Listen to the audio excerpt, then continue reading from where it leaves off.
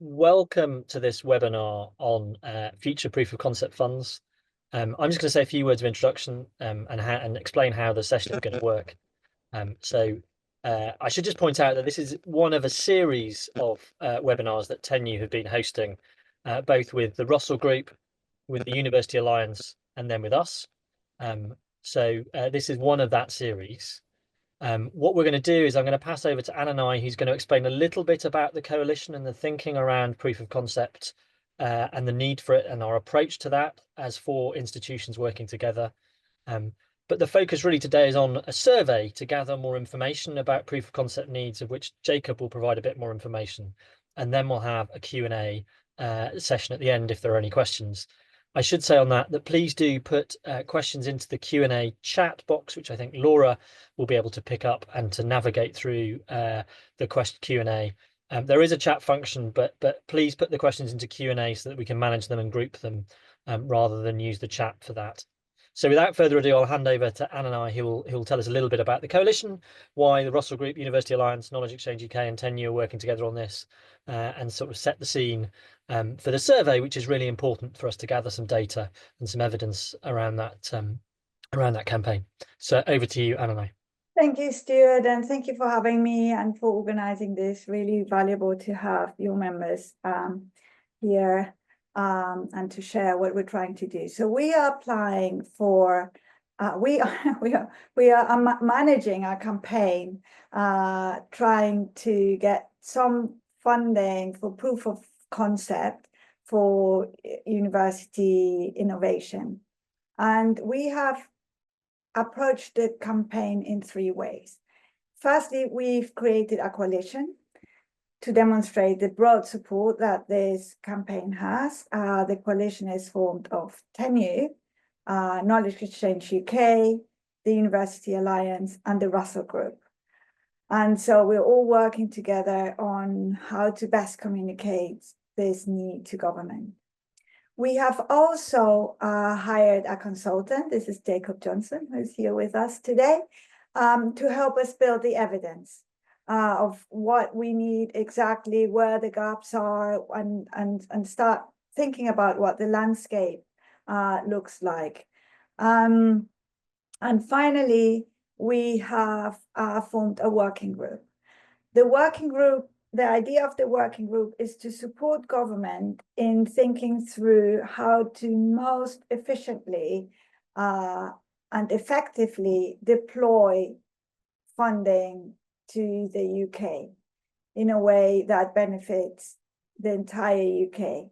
And so we have formed a group that is composed of university representatives, funders, investors, and industry.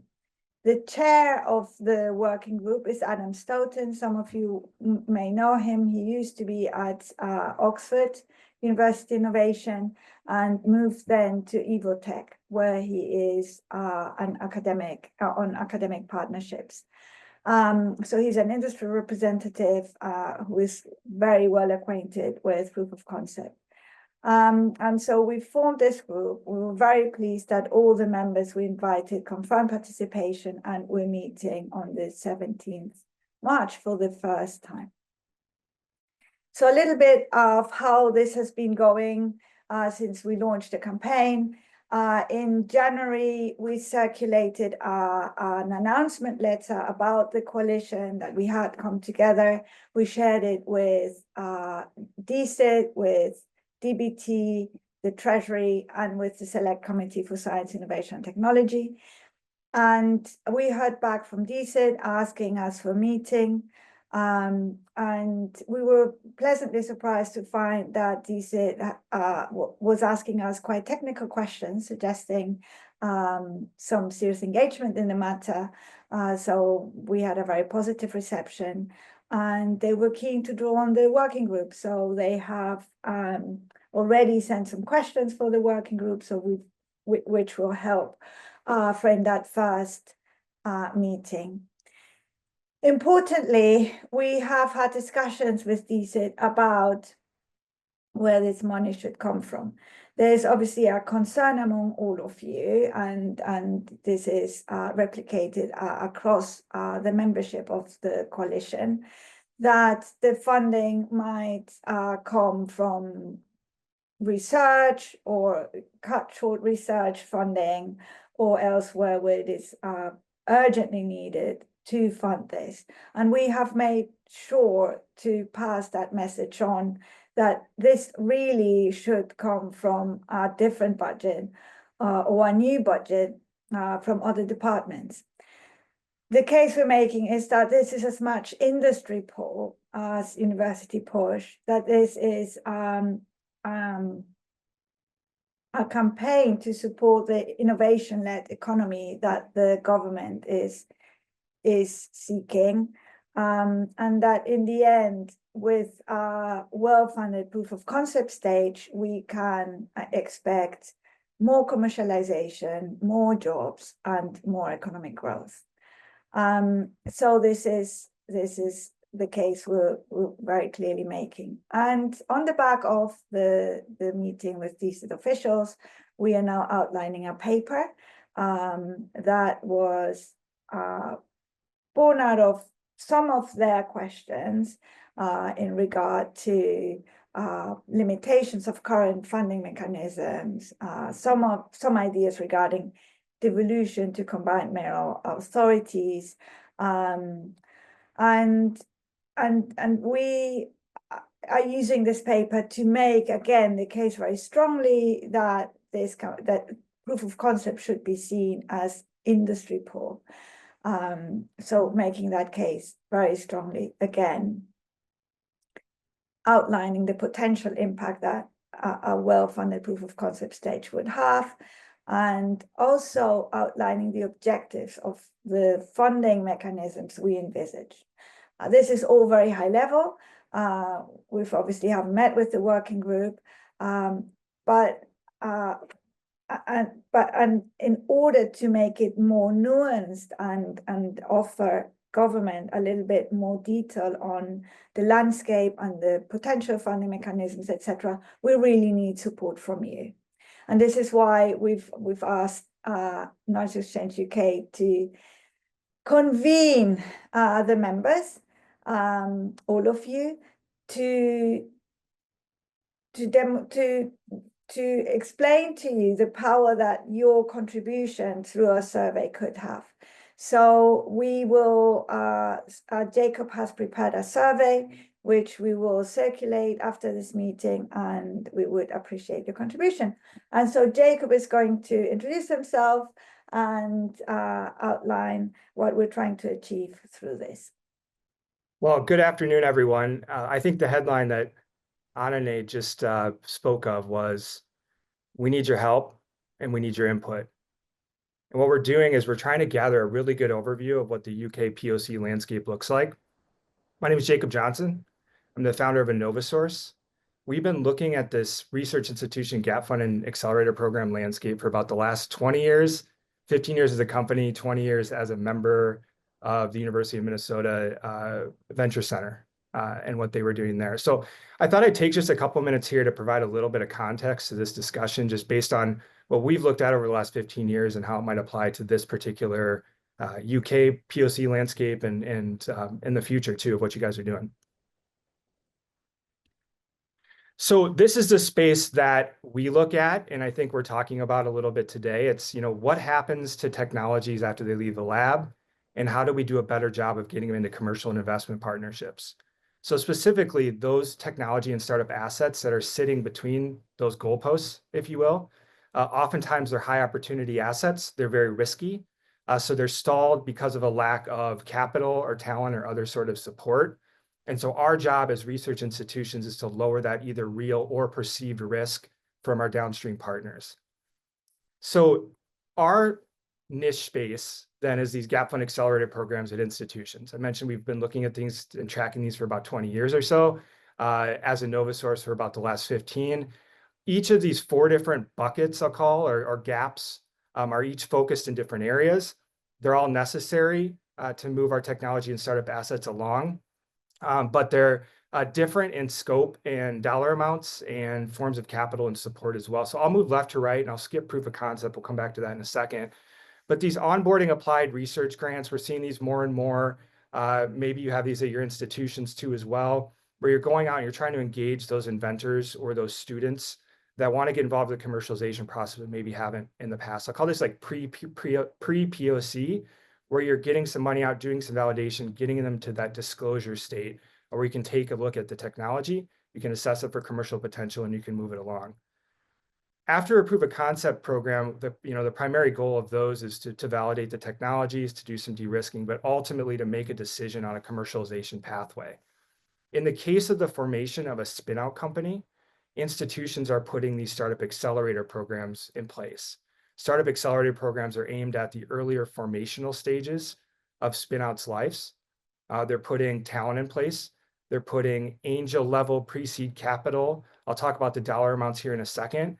But first money in, getting it to a place where that spin-out company is pitch ready to go out to private investors. In the last 5 or so years, you've seen institutions that have been doing this for a while, putting legitimate venture funds in place, funds that are able to invest in seed, A, and even B rounds in some case. Their primary goal is to protect the university's stake, financial stake in the spin-out company, and ideally receive a larger ROI. So these are very financial based. I like to differentiate these from startup accelerator programs in their goal of financial return and larger amounts of capital. So big picture, these gap fund accelerator programs provide both dilutive and non-dilutive funding toward grants and investments, depending on the stage and what they're able to do in terms of securing position, providing support services that could be diligence, mentorship, space, innovation, entrepreneurship programming, and the like, to help support the development of these technologies and startups. And finally, the primary goal is to, again, lower the perceived and real risk, add value to the technology or startup asset, and get it to a commercialization or investment partner. So looking specifically at our topic today, proof of concept programs in general, these are my favorite because I think they're the most needed to make sure that there's a fluid and fully realized technology and startup pathway. The goals of these proof of concept programs are to validate the technology through smaller, shorter term, smaller grant, milestone-based sorts of pursuits in order to reduce the risk associated with them, to make a commercial assessment, if there is one, towards a startup or towards a license to an existing company, or maybe a license to a venture studio, increasing. And also to add value. Institutions, and we'll talk about this here in a second, are putting POC level 2, POC level 3 funds in place, tranche funding in place to be able to not just de-risk the asset, but add value to the technology asset so when they go out and negotiate a license or do a spin-out company, the institution has provided more value into that particular technology. So this would be a view of what we're trying to attempt and ideally will attempt through this proof of concept landscape report. This is the Mind the Gap report. This is a report that InnovaSource has been doing since 2004. We're actively surveying right now for the 2024 report. It's a very comprehensive overview of all those different four program types we just talked about, how they're run, what the activity metrics are, what the impact metrics are, what the best practices are, and published as a report so that institutions can go in-house and use it to develop their program to sell it to stakeholders and push it along. So in this current survey, which we're running through Q2 of this year, we have 67 research institutions involved right now. They've reported about $305 million invested. This is in USD, invested about $10 billion in direct follow-on attracted. We'll get into that attraction number in a second. That's a main point, I think, of these proof of concept programs. I will note that about 95% of these programs are North American institutions. We're looking at opportunities to open this up globally, but this particular survey right now is about 95% North America for context, which I think is important in this next slide, which talks about where's the money coming from for these programs. This is a snapshot of today. You'll see that about 80% of the program funds that are going in to support these programs and to do direct grants and investments are coming primarily from internal funds at institutions. This could be reinvestment of royalties. It could be equity payout. It could be contributions from the central budget of the institution. It could be philanthropic support. It could be an endowment support. We in the States here, we have some state level support. We don't actually have a lot of federal support for these sorts of priorities yet. I will say that take this back 20 years, 15 years, the internal support would have been a lot less. I suspect in the UK, like in the US, the genesis for many of these programs started as a publicly supported initiative and then grew into, like in the US, sustainability sort of format where the returns from these programs are now sustaining these programs as they move forward. I think another opportunity is the philanthropic piece as well.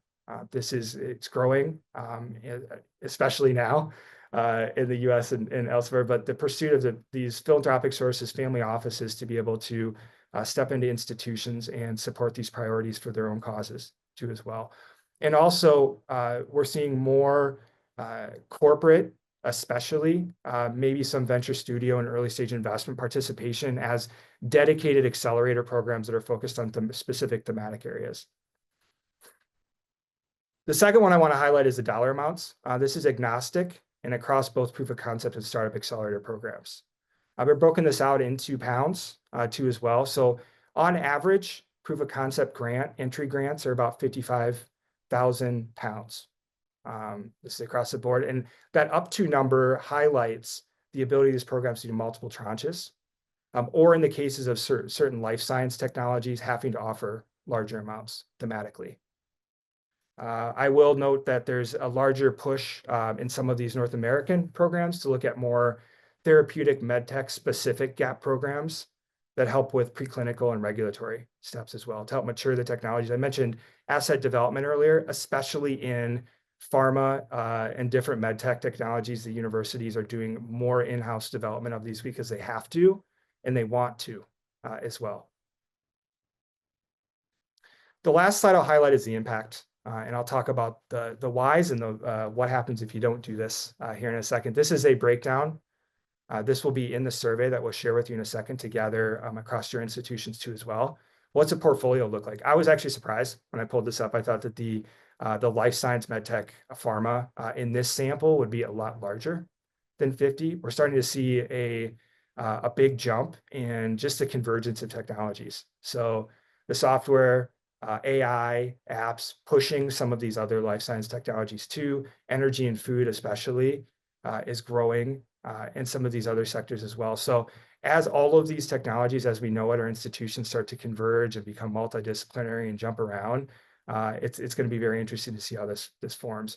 A couple other highlights. So when looking at these proof of concept programs, running these through, about 34% of these projects are ultimately commercialized.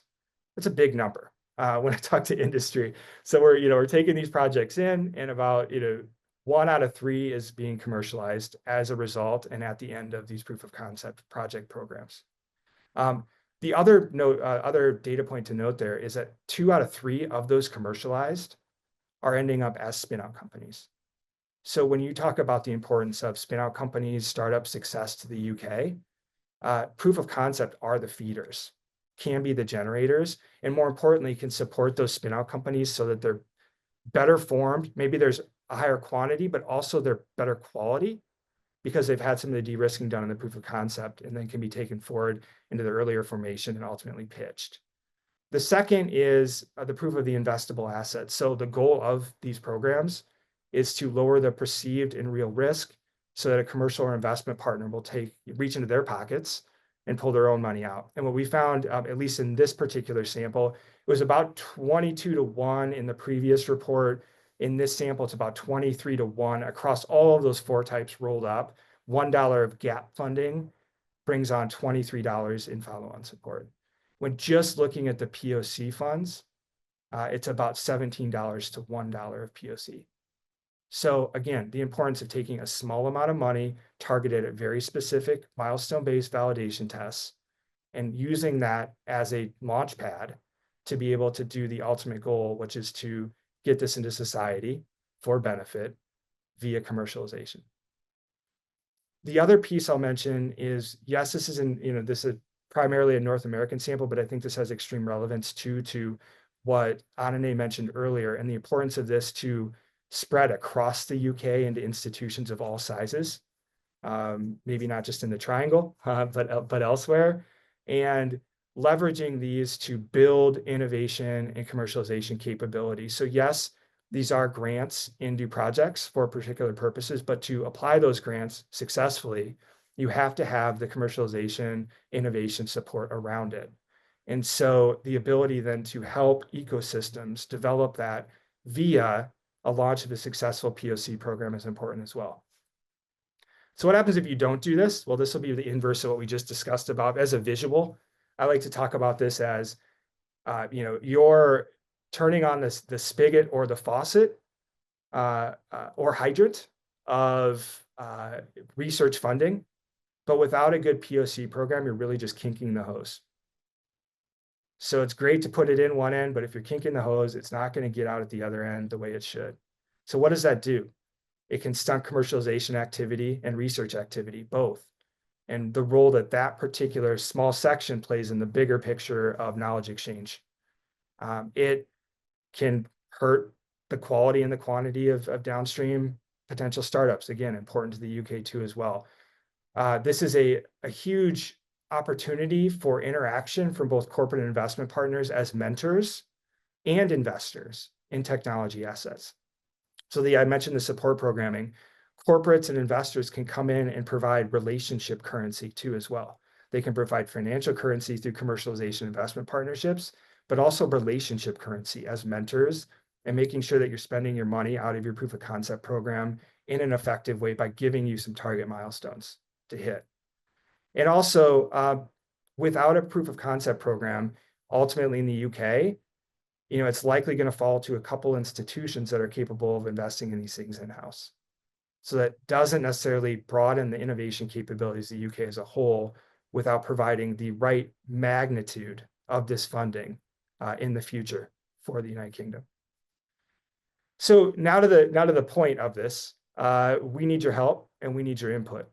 We put together a survey. It's a smaller version of the Mind the Gap survey, but it's a survey that will capture both prevalence and magnitude of the current state of proof of concept funding in the United Kingdom, where it's coming from, what it's doing, and what's needed in the future. We can roll that up through our coalition, and we can take that to give advice to what the magnitude needs to look like in the UK to move things forward. Survey items are pretty straightforward. Where's the money coming from today? Are you tapping into government programs? Are you internally funding these things? How are you managing it? What's a typical amount of projects and size of projects you're funding? What activities are they going to? For those that don't have programs, we also have a set of questions too as well. What are some of those barriers for proof of concept funding? And then finally, to whatever extent we can, gathering the impact to date, both through case studies and numbers too as well. And by supporting this, one, you're going to have direct input. Well, there'll be some follow-on discussions too as well. Want to make sure that we're getting input from institutions of all sizes, those with programs and those without, and incorporating them into that feedback. We're also going to make sure that we put some sort of report together to get back to you so you get more of a comprehensive overview of what's happening right now in the UK related to proof of concept programming. And also we'll report back as this transpires here in the next couple months. So I think Laura has the survey link. She's going to put it, I might have put it in the chat already. So we'll have that. And then Sarah will also provide that to you as well too. Hopefully we can get out to everyone in the group as well. And then finally, we've got some initial feedback.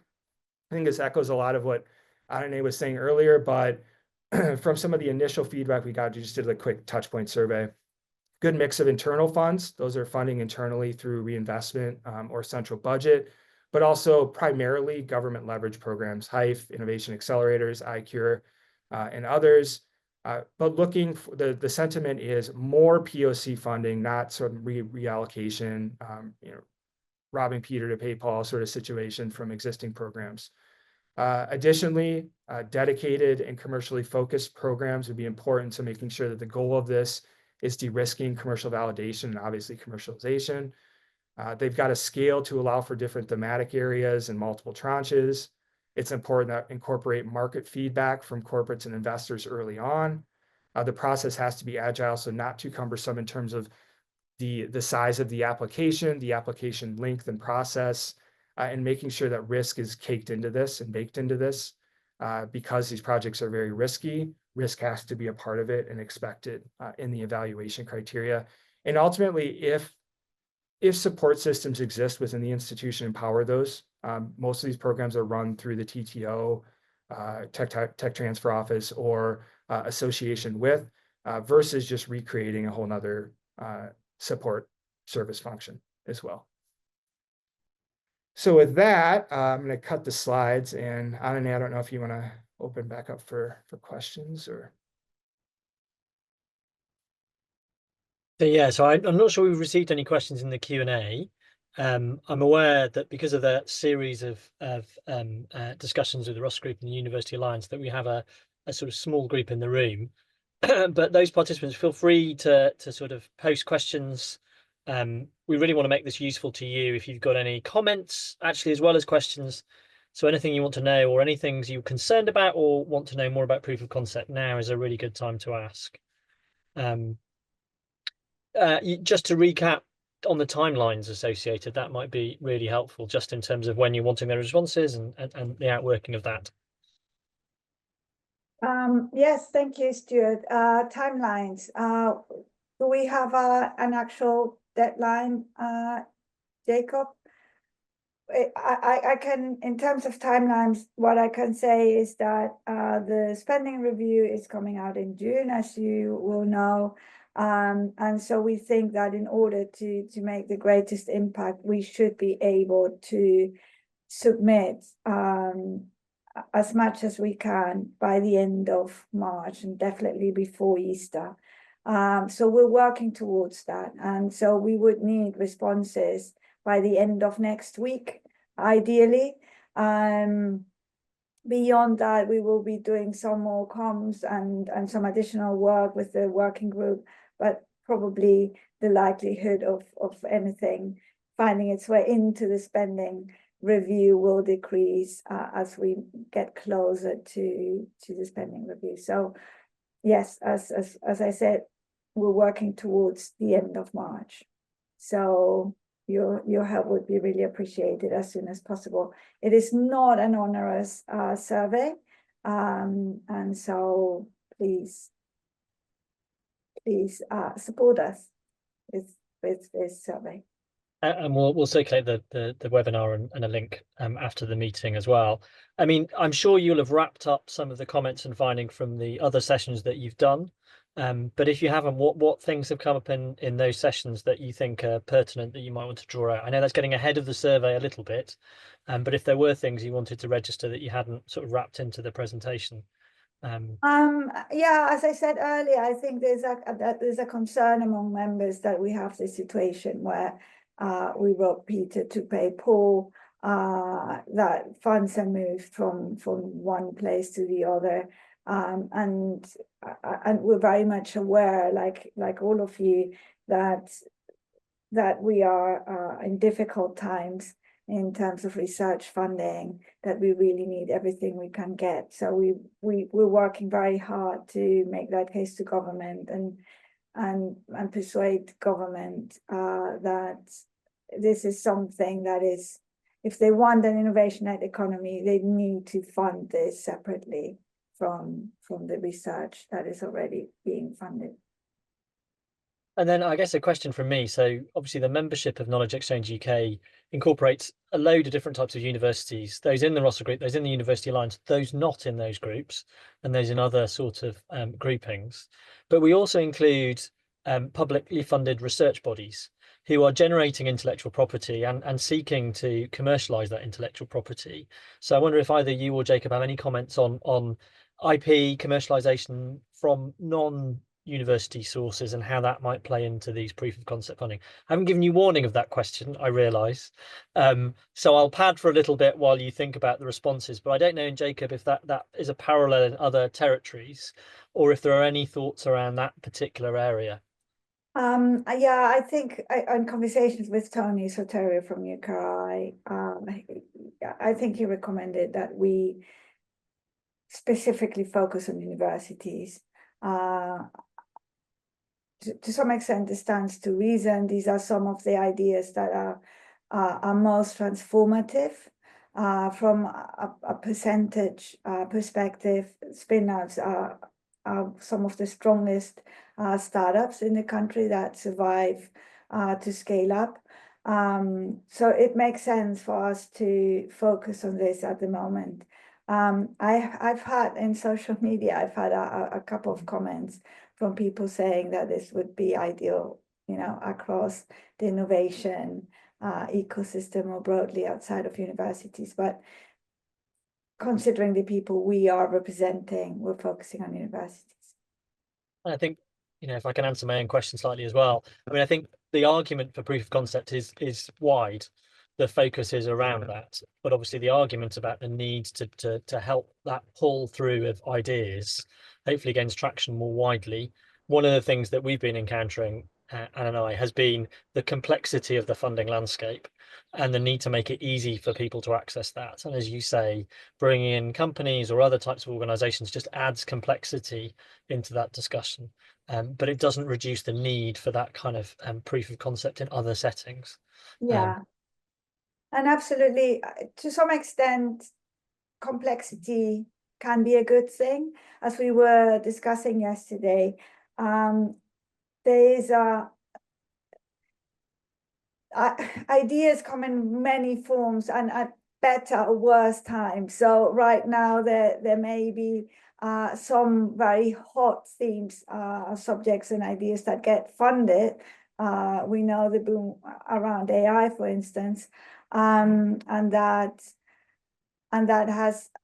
attracts a lot of investment at certain points. So you may not need so much proof of concept. You may not need so much support in that gap because investors are going in early, looking for early stage ideas.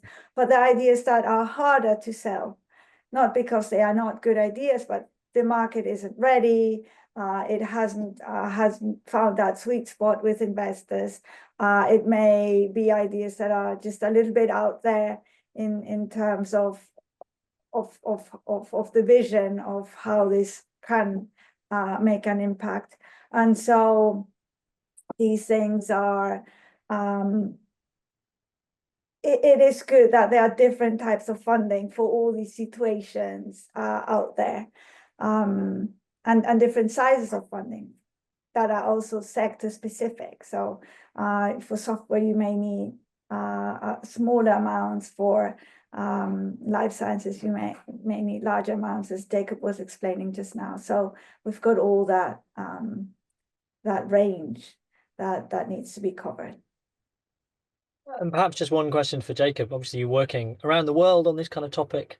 I know you covered this in your introduction, but some of the sort of uniqueness or the differences in the UK ecosystem and how this works. Have you got any initial thoughts on that? I know the survey will inform that in a great more detail, but yeah, any initial thoughts on comparisons of different ecosystems and how the UK compares? The initial word that comes to mind is potential.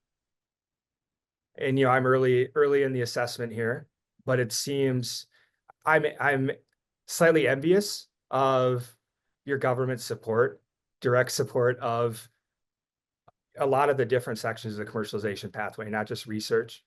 I think we've moved a little bit in the US specifically towards more applied research and some of the regional innovation ecosystems and such, but dedicated funding for proof of concept and startup work is intriguing to me.